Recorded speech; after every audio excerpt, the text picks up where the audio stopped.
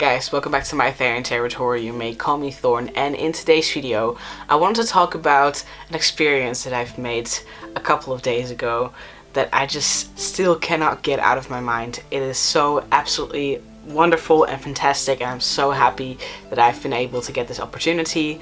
Last weekend on Saturday I went to the Wolf Conservation Association in Belgium. This is basically a place where a group of people keep and educate about wolves. To my knowledge, the conservation is kind of used to do a lot of research about wolves, but also to educate the more common people about wolves, etc. And of course, as a wolf Therian, this is just such a special experience that I couldn't wait to just talk to you guys about it, about everything that we have been doing there and everything that I've been thinking about, everything that I've learned. I went there with my pack, the Gradient pack, which consists of 3 wolf Therians, who are basically my best friends. It was a graduation present for my friend Waita, who you may have seen in a couple of my videos or in a couple of my shorts before. And Voilo also came with us, so we were with the 3 of us, the whole pack together. It was quite a long trip. We had to go to the place of residence of Waita first, and then afterwards their parents would actually drive us there all the way from the Netherlands to Belgium. So I think it was like a 2.5 hour drive, or maybe 3. So it was long, but it was totally worth it, of course, because once we arrived there, when we came there, we didn't really know what to expect. Of course, we knew that there was going to be like a guide and that we would have contact with the wolves because it was like a special ticket, so to speak. Basically, when we started the excursion, we already saw a couple of wolves wagging their tails at the fence and stuff, and there was like a woman and a man who seemed to be owning the place. So the woman was already kind of greeting the wolves, being super happy about it. It was really wholesome to see. You could definitely tell that the wolves really loved the person. It was honestly so awesome to just see the wolves already. The wolves that we first saw were kind of like a brownish Eurasian type of wolf. To my knowledge, all wolves were pretty much a big family. Like there were a lot of sisters, a lot of cousins, a lot of parents, etc. So like it was like a whole family tree that was happening there. And so the woman already started to explain to us a little bit about the dynamics that were happening. It was like literally a family, but at the same time there was a bit of competition going on between a couple of wolves, etc. But just watching the wolves was just so amazing to do, because it's like you're seeing your family for the first time. Of course, it's not the first time that I've actually seen wolves. I've never seen wolves that actually look a little bit like me, and at the same time I've also never seen wolves this up close before. So it was a really special experience from the start. The creatures are just incredibly special to look at because they kind of have this intelligent aura around them. Just the way they look around, the way they perceive things, it's just so incredibly beautiful. And at the same time we also learned a couple of things about the personalities of the wolves, and then the woman would, for example, explain that one wolf would be like just a little bit of a goofball, or the other would just be kind of a, you know, a bitch, you know. And even though you could kind of see that beautiful and intelligent aura around them, it was still fun to learn that they all have very different personalities and that they could still be goofballs and stuff. Of course, we were also allowed to at some point meet a couple of the wolves who were, you know, kind of tame enough to be able to hang out with people. So we went into this cage where the wolves were able to get separated from their usual area. We were allowed to sit on a bit of hay that was on the edge of the cage. There were 2 Arctic wolves that we were going to meet. One of them was a little bit timid and still a little new around people, a little bit younger too.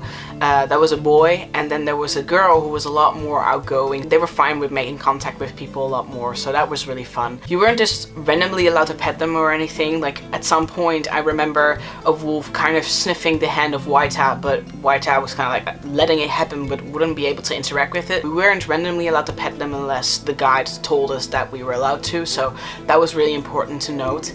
And once we sat down, the guide would start telling us about the wolves, the different personalities and stuff, generally about wolves, and kind of comparing them to, for example, dogs, because as humans, of course, we know dogs a lot more than wolves, and so it was kind of fun to know the difference between that. He would hand out bits of snacks that we were allowed to place on our hands, and the wolf would just kind of eat it from your hand. And in the meantime, if you kind of were tactic about it, if you kept the snacks a little hidden in your hand, it would stay longer with you, and then you'd be allowed to pet it as well. So a couple of humans were smart enough to think, what if I don't give all of the snacks at once? Then the wolves will start walking past us more frequently. So that was really fun actually, because that caused us to be able to be in contact with the wolves even more. And first of all, I just wanted to express the amazing connection I felt at that moment. It was such an exhilarating experience. The wolf would frequently just kind of inspect what was happening. She would kind of just inspect everything, look around, and sometimes even make eye contact with you, which was just such a beautiful experience. At some point we kind of asked, like, but isn't it kind of a bad thing if you make eye contact with the wolf? Because to dogs, if you make too much eye contact, it may be perceived as intimidating, for example. But then the man explained something really important that I hadn't even thought of before. The difference between wolves and dogs is that dogs are bred to be able to communicate with humans. However, for wolves are very species focused, so to speak, so they only look at their own kind. Wolves are able to see what you are doing and are able to read your body language, so to speak, but they don't understand the language. They do not perceive what you are trying to say with your body language, as opposed to dogs. Dogs are also able to learn from humans, because once they see a certain body language from a human, they can interpret that from different humans as well. While for a wolf, when they may, for example, grow up with a person or grow up with another human being, they will be able to read that human being, but they won't be able to link it to other human beings. That's also why we cannot really keep wolves as pets. Like, generally, I see myself as a person who has done excessive research about wolves to be able to connect with them better, but learning these types of things about wolves, I had never really thought about it before. I had never really learned about the connection that wolves and humans may or may not have, and in this case apparently they barely do have a connection. We were also able to see two other wolves that were inside a different cage, or like a different area. One of them was quite timid, but they were quite, short in a way, like they were a little thinner, and at the same time they had bigger ears. Well, the other wolf was a lot more bigger. They had like thicker fur most of all, but they also had much shorter ears. And we were taught that that was actually a wolf that stems from Scandinavian countries, while the other wolf was more from southern European countries or more East European countries. It was actually really cool to see that with a relatively small distance, wolves were still able to look so differently from one another. We were also taught about wolves within the wild. Of course, we already knew about the fact that the whole hierarchy system within wolves, like the alpha, beta, omega system, is debunked, and instead wolves are actually just very big families. However, we did kind of get more of an insight into that. We also learned, for example, that females are way more competitive towards one another than the males are. The males don't really have anything to compete for, and therefore females are a lot more competitive. And this might be a little more of a European view than American, because I've noticed that with the American education I've received from the internet, they are definitely looking more towards dominant behavior, submissive behavior, pack dynamics, so to speak. While the Europeans may believe that wolves interact a lot more simply out of thought, just like humans do. It's not necessarily instinct of acting dominant or acting submissive, but rather just acting towards what the situation has led towards, and actually just tactfully thinking about what is the best in a certain situation. For example, if you are a female wolf and you are competitive towards another female wolf, yes, you will raise your tail. Yes, you will start to what looks like asserting dominance. The guide really told us that he doesn't really believe in instinct.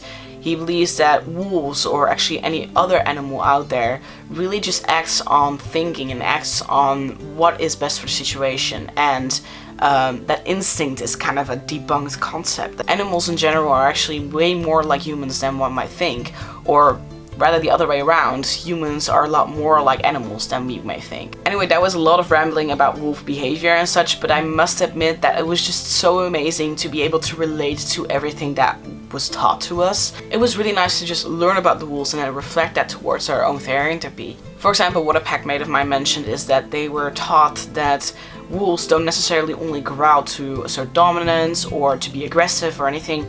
They can also growl for any type of other communication, which may be like playfulness or just talking, so to speak.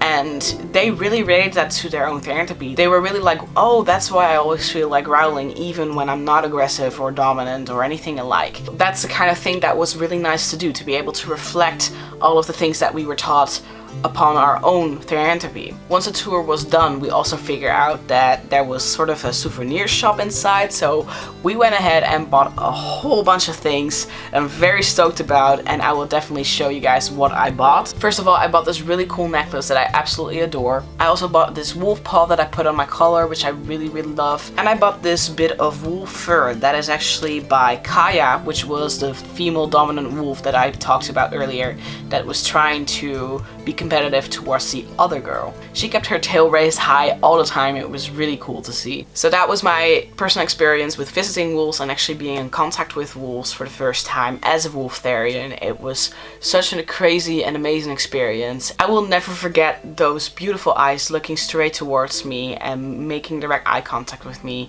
I definitely recommend for all canine Therians out there to one day meet a couple of wolves if they are able to. Anyways, I hope you guys liked this video. If you did, please leave a like down below, or maybe comment down below, or if you have any critique, you can also comment down below, of course. And if you really like my videos and want to see more in the future, perhaps consider to subscribe. And now I'll be seeing you guys in my Therian territory in the next video. Bye!